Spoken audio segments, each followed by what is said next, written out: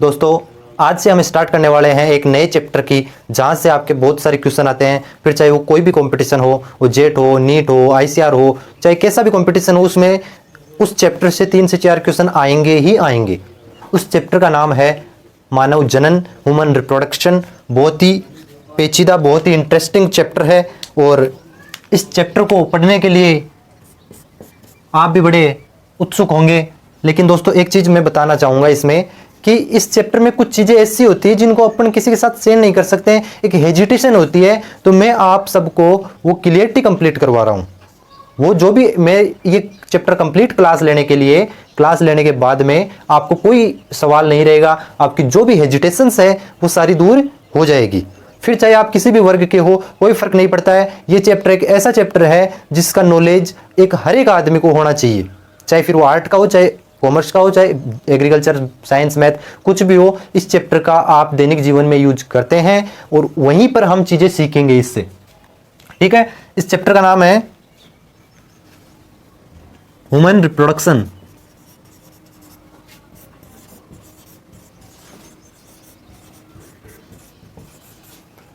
जिसको कहते हैं मानव जनन।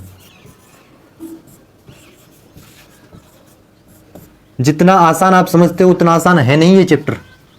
इसके जब क्वेश्चंस आते हैं ना तब पता चलता है कैसा है ये चैप्टर। ठीक है, तो ज्यादा हल्के में इसको मत लेना।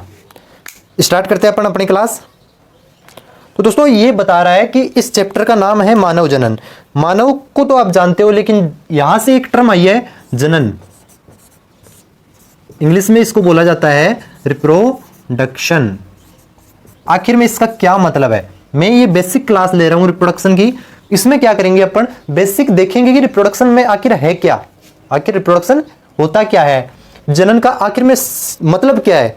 दोस्तों सीधा सा मतलब जनन का इतना होता है कि अगर कोई जीव अपने जैसा ही कोई दूसरा जीव पैदा करता हो, उस क्रिया को, जिस प्रोसेस के द्वारा वो अपने जैसा ही दूसरा जीव पैदा कर रहा हो, उस प्रोसेस को बोला जाता है जनन या रिप्रोडक्शन।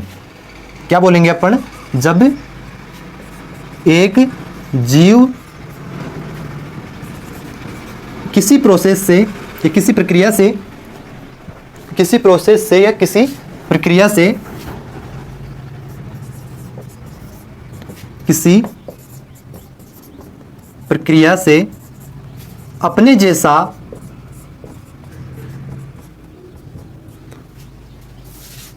जैसा ही नया जीव उत्पन्न करे, नया जीव उत्पन्न करे, उस प्रक्रिया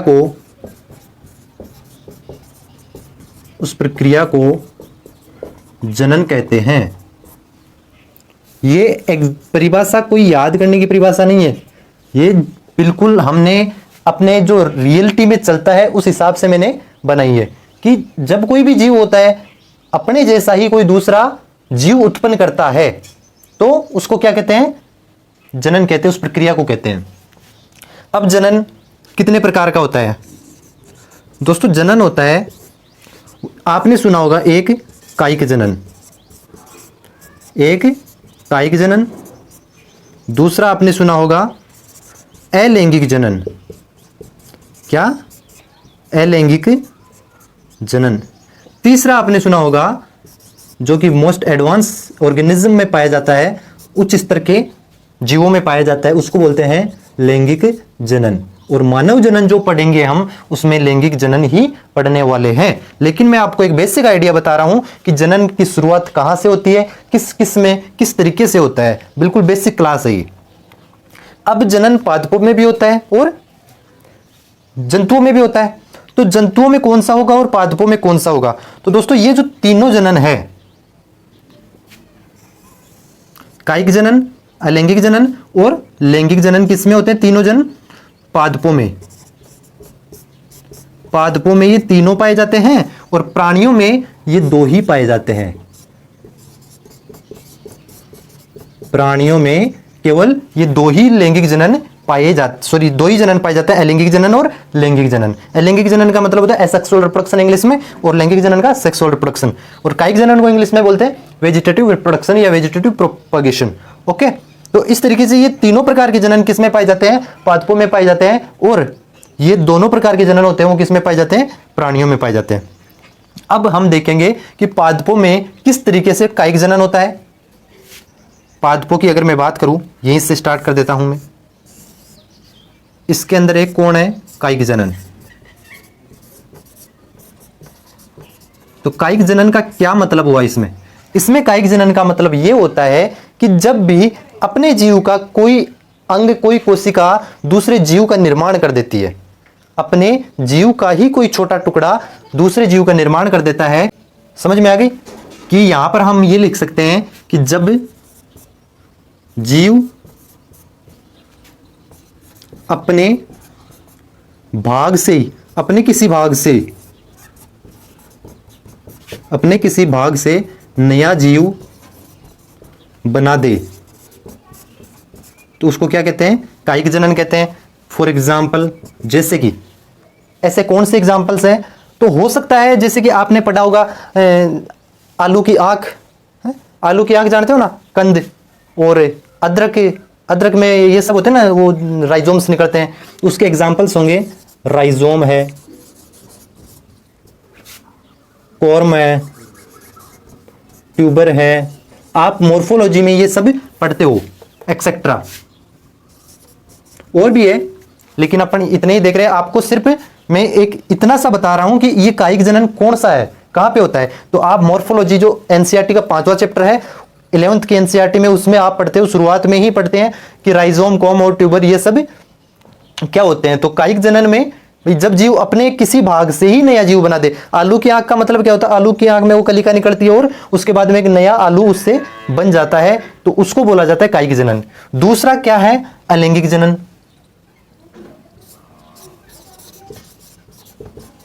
तो अलैंगिक जनन का क्या मतलब हुआ पादपों में? तो दोस्तों, अलैंगिक जनन का पादपों में मतलब होता है कि एक इसमें यह होता है, एक विशेष प्रकार की कोशिका ही होती है। कोई भी कोशिका दूसरा जीव नहीं बना सकती है, कोई विशेष प्रकार की कोशिका ही होती है जो बिना निषेचन किए सिर्फ सीधे ही दूसरा जीव बना देती है। जब जीव अपनी किसी विशेष कोशिका से, अपनी किसी विशेष कोशिका से नए जीव का निर्माण करे, नए जीव का निर्माण करे, तो उसको बोला जाता है क्या? अलैंगिक जनन। अलैंगिक जनन में जब कोई विशेष प्रकार की कोशिका दूसरे जीव का, नए जीव का निर्माण करती है और सीधे कोई निषेचन नहीं होता है, बिना निषेचन के ये अलैंगिक जनन संपन्न होता है। तो इसका एग्जाम्पल है किस तरीके से होता है ये? तो ये है फिजन एंड बीजाणु निर्माण।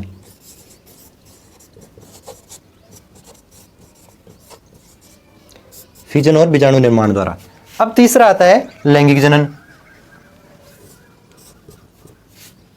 यहां पर लिख देता हूं मैं। तो लैंगिक जनन में क्या होता है दोस्तों? सीधी सी बात है, जब मेल गैमेट और फीमेल गैमेट, नर युग्मक और मादा युग्मक आपस में संलयित होकर के जाइगोट यानी युग्मनज बनाते हैं और उससे नए जीव का निर्माण होता है, निषेचन करके बनाते हैं, तब उसको कहते हैं लैंगिक जनन। तो इसकी परिभाषा में सीधी ये लिखूंगा, लैंगिक जनन का मतलब है नर युग्मक व मादा युग्मक, नर युग्मक व मादा युग्मक, नर युग्मक व मादा युग्मक निषेचन करके, निषेचन द्वारा युग्मनज बनाकर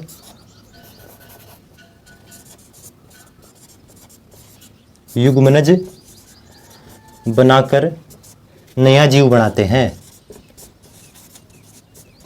नया जीव बनाते हैं। पादपों में किस तरीके से लैंगिक जनन होता है उसका पूरा चैप्टर पढ़ेंगे अपन, जो sexual reproduction in flowering plant 12th के एनसीईआरटी का दूसरा चैप्टर जिसका नाम है, वो अपन यहां से पढ़ेंगे।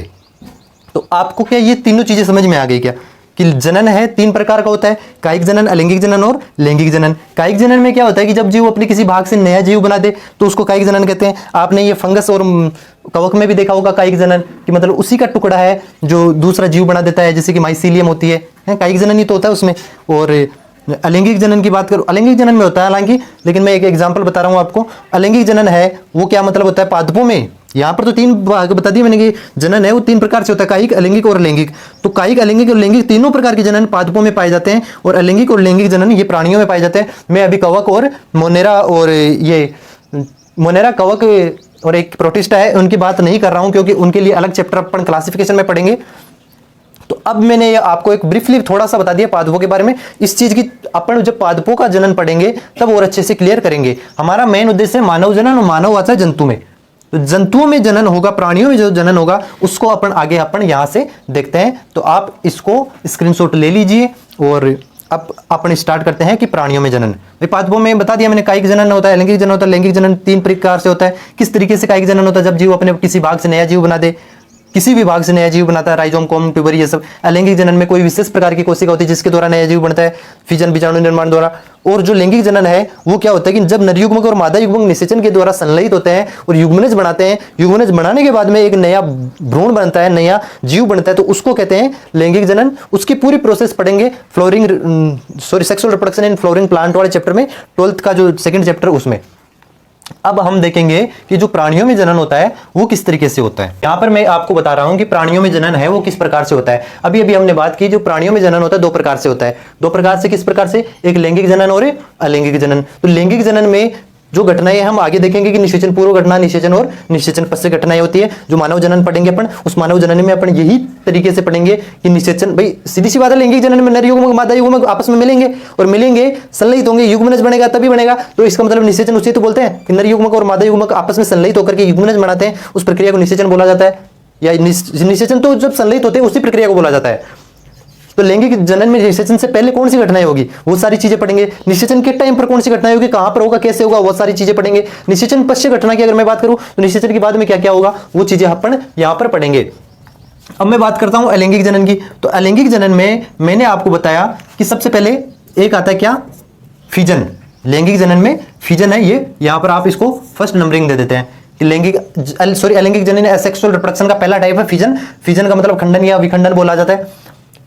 इसके 2 टाइप कर दिए फिर मैंने कि अगर भाई खंडन का मतलब हो गया जीव के टुकड़े, एक टुकड़े से जीव 2 भागों में टूटता है, 2 भागों में या 4 भागों में, भाई जीव के टुकड़े होने से अगर नया जीव बनता है तो उसको खंडन या फिजन बोला जाता है। अब टुकड़े किस तरीके से होता है, एक जीव से 2 जीव बन रहे हैं तो उसको बाइनरी फिजन बोल दिया, और एक जीव से फिजन को टुकड़े नहीं बोल सकते हैं, वो फ्रेगमेंटेशन होता है। फिजन के लिए अपन अब खंडन या विखंडन कुछ भी बोलते हैं इसको हिंदी में। इसका मतलब इतना सा है कि जब मल्टीपल फिजन, एक जीव से 2 से अधिक जीव बने तो उसको बहुविभाजन कहते हैं। भाई विभाजन हो रहा है यहां पर।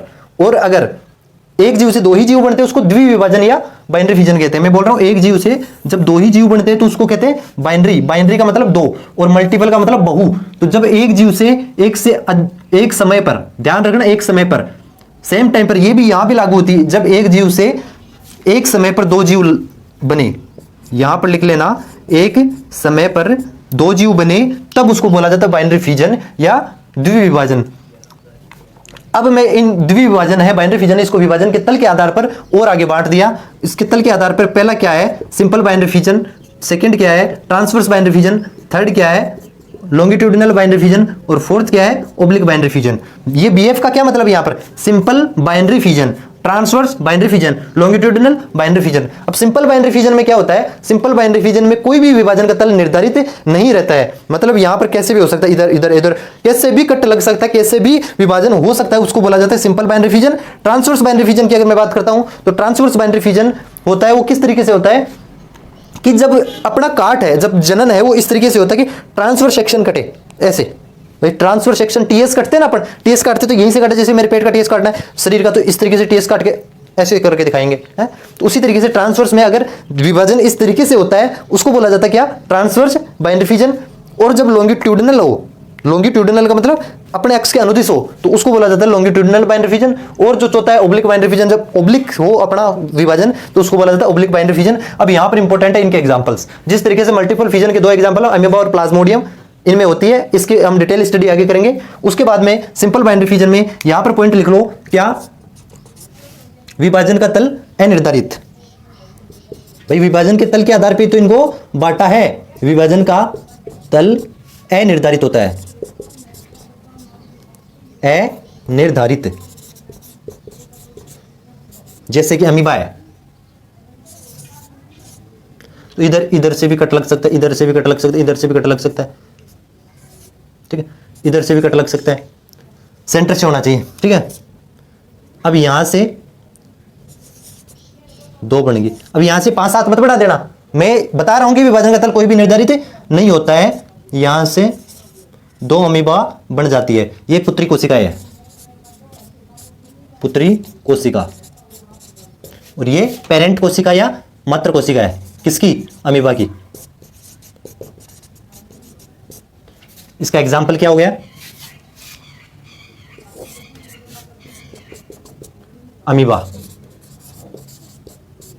तो अमीबा में ये चीजें चलेगी, इस तरीके से अमीबा का विभाजन होता है। ट्रांसवर्स बाइनरी फिजन का मतलब होता है यहां पर ट्रांसवर्स फिजन होता है। विभाजन का तल कौन सा है? ट्रांसवर्स है। विभाजन का तल कौन सा है? अनुप्रस्थ है या ट्रांसवर्स है? तो इधर अनुप्रस्थ तल होगा, मैं यहां पर सीधा लिखता हूं विभाजन का तल अनुप्रस्थ। विभाजन जो तल है, विभाजन तल है वो कौन सा होगा? अनुप्रस्थ होगा।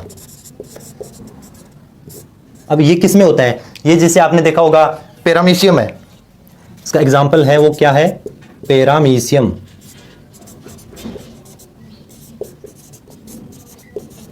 पैरामीशियम जिससे कि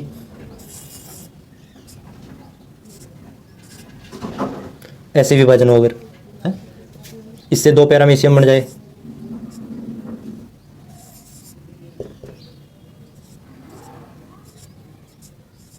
दो बन गए ना। एक पैरामीशियम था, उससे अगर इस तरीके से कट लगता है, विभाजन इस तरीके से होता है और उससे 2 विभाजन 2 पैरामीशियम बन रहे हैं, उसको बोला जाता है ये एक अनुप्रस्थ काट ही तो हो गया इसका। तो अनुप्रस्थ काट के अनुरूप अनुप्रस्थ काट के अनुदिश अगर विभाजन होता है तो उसको बोला जाता है ट्रांसवर्स बाइनरी फिजन। इंपॉर्टेंट ये कि होता किसमें है? पैरामीशियम में होता है। लॉन्गिट्यूडिनल बाइनरी फिजन है, इसके अंदर अनुदैर्घ्य तल होगा। विभाजन तल कैसा होगा? जो विभाजन तल है कैसा होगा? अनुदैर्घ्य। अनुदैर्घ्य। अनुदैर्घ्य कैसा होता है? इसका एग्जांपल क्या है? किसमें होगा ये? युगलिना में। युगलिना के आपने ये डायग्राम देखे होंगे, दिल का जैसा डायग्राम होता है इसका, है। अब अगर इसमें विभाजन हो रहा है वो इस तरीके से होता है, तो यहां से बनेगा 2 युगलिना,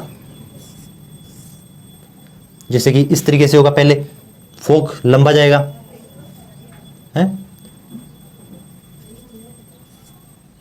उसके बाद में इस तरीके से 2 बन जाएंगे ये।